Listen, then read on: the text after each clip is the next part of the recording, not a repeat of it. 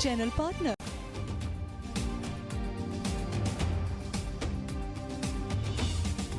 ઇમ્તિયાઝ ભીખા, હું જાગૃત નાગરિક મેઘરજ ગ્રામ પંચાયતના લોકો ગામ તરફથી બોલું છું કે આ પંચાયતના સભ્યોના સરપંચના એમની પ્રતિષ્ઠા ના ખરાય એટલા માટે 100% રાજીનામું આપી દેવું જોઈએ। 12,000 પબ્લિક આ લોકોથી કંટાળી ગઈ છે, એક પણ પ્રકારનો વિકાસ થયો નથી। અને બીજું અમે કહેવા માગીએ છીએ કે 1% બી વિકાસ થયો નથી અને એમની પ્રતિષ્ઠા ખરડાઈ ગઈ છે।